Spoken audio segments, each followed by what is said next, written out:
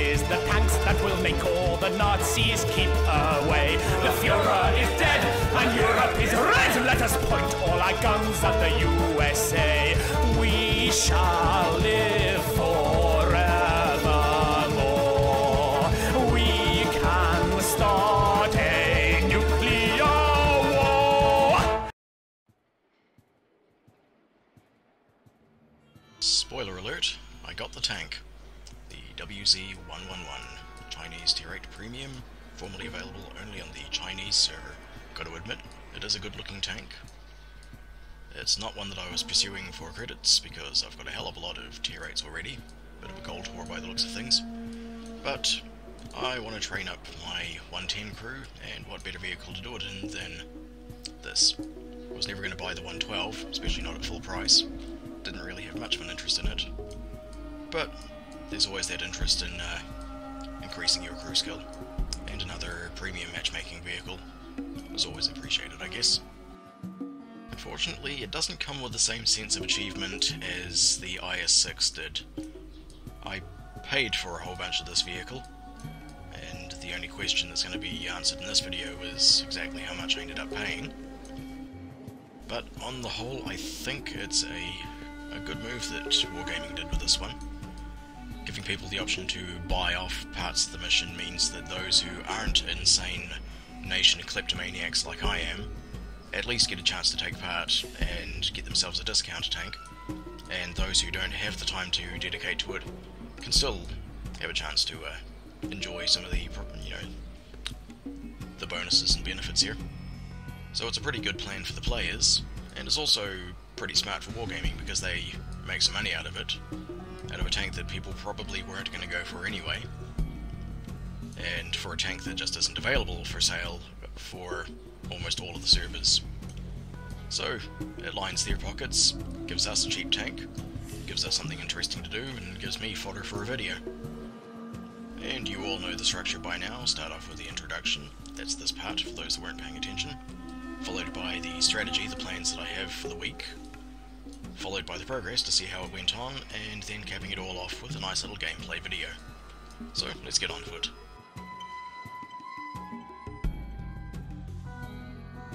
Last week the results were fairly dismal for my progress. The damage totals were knocked out for both the Americans and the Soviets, but the kills lagged behind tremendously, the Soviets being the furthest behind, having only 80 out of 150 kills, meaning another 70 that I had to net. And for the United States, damage knocked out, but 114 kills out of 150, leaving 36 to get.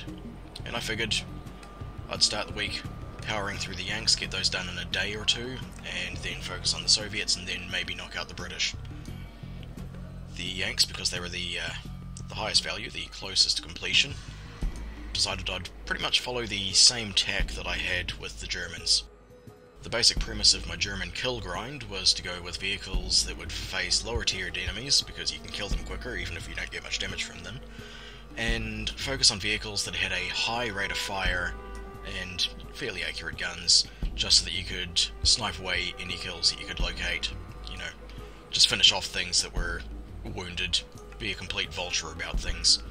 So of course that meant the VK360-1H, an excellent tier 6 heavy, and the E25, the little bastard of a cockroach tank. So for the Yanks, the only thing that even came close in my lineup is the T-37 light tank, which I didn't focus on as much as I possibly could have, and the Jumbo, because it's got a fairly high rate of fire, decent armor, tier 6. If it faces tier 4 vehicles, it'll just chew through them. Of course, for a bit of variety, I could also rely on my newly upgraded T69. The 4-shot drum on the 90mm should be pretty good for securing kills. And because I banged on about it so much last week, the M46 Patton, because why not? After that, I would progress on to the Soviets, and, well, I'd be avoiding the MT25 because I haven't upgraded it, and I'm just not really relishing the prospect of playing that thing. I'd be focusing on T-3485M for low-tier games, even though it does tend to disproportionately see tier 8s, It's like an anti-preferential matchmaking. If I wanted to, just derp a couple of low tiers with my KV2, but the big focus, being the cheap gold whore that I am, last year's prize tank, the IS-6, which I always do fairly well in, which would hopefully allow me to buy discount tanks from tier 8 to 10 and crew them up quickly. And my newly favorited IS-8. I really enjoy this thing. And it's been doing tremendously well now that I've got it fully upgraded. I've actually won quite a hefty amount of games in it. I just like the playstyle. I mean, sure, it's not the best tank in the world, it's not a patch on the E75, but I seem to be doing a lot better in it than with the comparable SD1. I gave the 704 another shot, but wasn't going to focus on it because, to be honest, I'm just not really enjoying it. But yeah, mainly the two big heavies, because I don't have any quick shot guns, just the heavies with their good DPM for what they are, and extra credits, because who doesn't like money? Anyway, the plan was, after knocking that off, that I would make a valiant attempt to secure the British. You've got the TOG for the low tier kills, with this preferential matchmaking at tier 6, that's pretty much guaranteed easy kill time. Centurion Mark 7-1 for high damage, especially if you get to fire that dirty edge at Japanese medium tanks. Of course, it doesn't bear saying that the Cromwell is another excellent vulture tank. Swoops in, finds its kills, and eats heartily. And the Carnarvon could stand to get itself elited out and move on to the Conqueror. I reckon it's about time for that. So, that was the plan. How did it get on? It turns out that documenting my grind was the single biggest hindrance to my grind, as I've clearly spent entirely too much time putting together these videos purely for my own, interest. For week 5 I had 7 days to pick up 36 kills for the Yanks, 70 kills for the Soviets, and then all of the damage and kills for the British. It was a big ask, and I practically sabotaged my efforts by spending all of Monday working on the video for episode 4. I had a lot of fun with it, and you can probably tell the parts that I enjoyed most about that little project. Likewise, Wednesday was the day that I spent actually uploading this thing, and the way that chews on bandwidth means that playing is impossible at the same time, which all left me with 5 days to complete my goal rather than the 7 that it looked like on paper. Then, more spanners to the plans. One of my mates, one of the fellow clan members, the Doctor is a God, which you may have seen in a couple of my videos, is currently suffering from a deprivation of internet, and so I offered to be a safe haven for him to come and leech off my bandwidth and play for the first time in a month or two. But of course that takes time, and it was set up for a clan detachment day, which doesn't count towards the mission, so 5 days rapidly became 4. And, of course, the closing Monday, I spent a great deal of that at work, so really it's at best 3.5. So, 3 guesses in the first 2 don't count as to whether or not I managed to pick up the British. Yeah, no surprises there. So, really the big question was, is 3.5 days of semi-frequent grinding enough to pick up 106 kills combined between the Yanks and the Soviets? So I started, as I have already described, with the Americans, attempting to knock out kills with the Jumbo. And I thought it would work out pretty well. It did not. It really shook my faith in the entire endeavour. For one thing, this tier 6 tank that I was expecting to be taking against a whole bunch of soft tier 4 targets which worked so well with the BK-36 for the Germans, seemed to have suffered from reverse preferential matchmaking and got only Tier 8 games except for one disastrous match, as you'll see here. Oh, cool. Tier 8. Hold still, you little bastard, I'm gonna have you. Right about now. Fuck.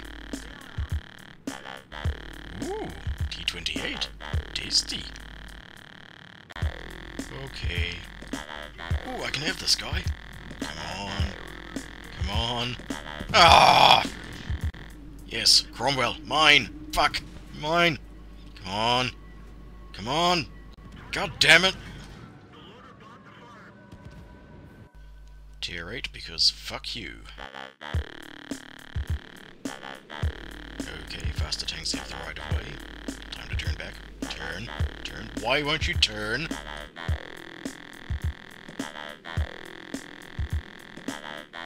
What is up with my connection? Why are you still turning? Fucking finally corrects. Wait, why are you still turning? God damn it, Jumbo, why won't you follow orders? Stop turning!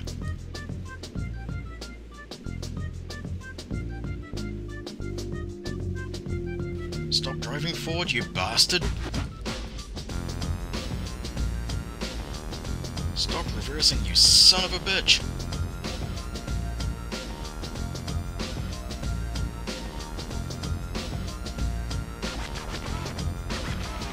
Stop turning!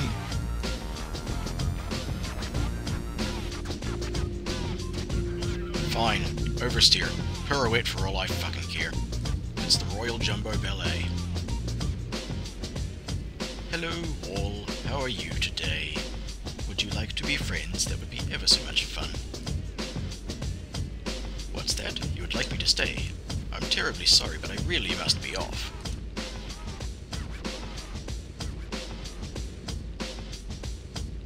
Yes, please keep reversing out of the cab. We didn't really want to win, now did we? Wait, don't tell me I might actually get a kill out of this one. Come to Jumbo. Wait, no, come back. I need this killed. Yes, take it, you bastard. Bugger. Wait, is he coming back for more? Come on, come on. Oh, son of a bitch. Oh my god, tier 8. What a surprise, you guys. Come on, first kill. Come on, first kill. Come on, come on, first kill. Come on. You can do it. Just hold still. Come on, first kill. Come on. Come on, first kill. Come on. Come on. And now... Fuck's sakes. Alright, Pershing, you're on my bitch. Oh, fuck's sake! Reload, reload, we can get him, come on, and oh, no!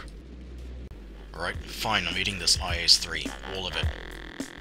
Come on, you beastie, you're mine. I don't care if I have to shoot you 50 times, I'm having you, son. Yeah, you like that, now you're... Oh, for fuck's sake! Are you serious? Honestly, what the fuck does it take to get a kill in this game? Screw this and ending suffering, I'm going to fucking play Tetris. Understandably, after that rigmarole, I gave up on any, delusions I had that the Jumbo would be doing any favours for me, and closed out the grind as much as possible with the T69. An altogether more enjoyable prospect, and I got there in the end. The happy coincidence here is that my grind with the T69 coincided with the release of personal missions.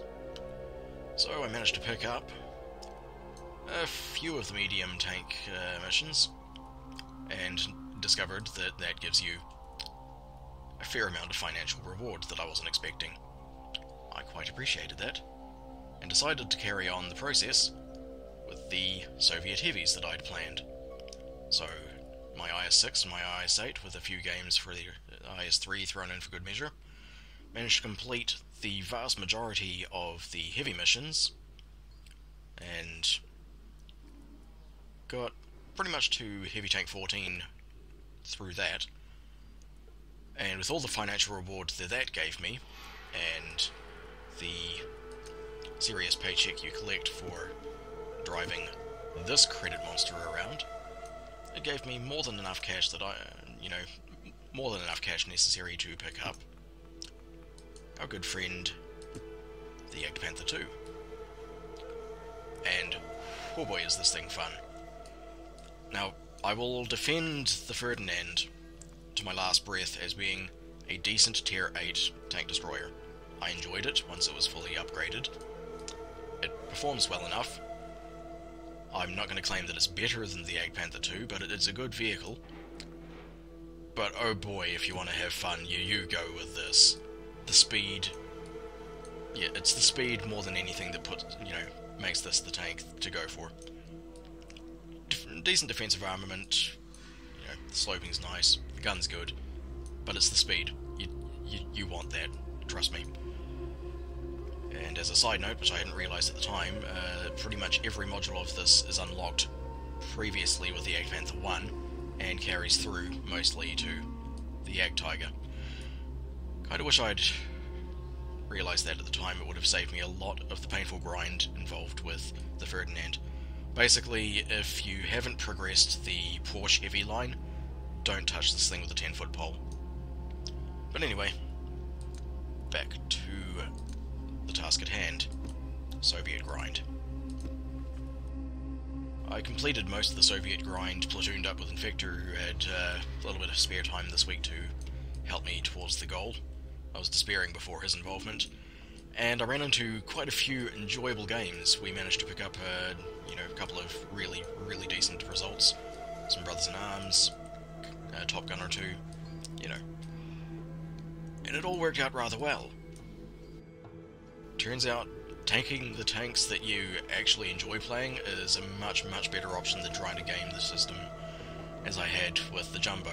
That thing is destined to fail, if you don't have the perfect storm of circumstances. And I knocked it out. I got the mission. I unfortunately only picked up those 3 nations, so I still had to end up spending $50 in New Zealand's weak currency to pick up this thing. Hopefully it's worth it. As noted, not quite the same sense of achievement, but I did get there in the end, after a fashion. And I have this fancy video series to show for it. Hopefully it was worth it.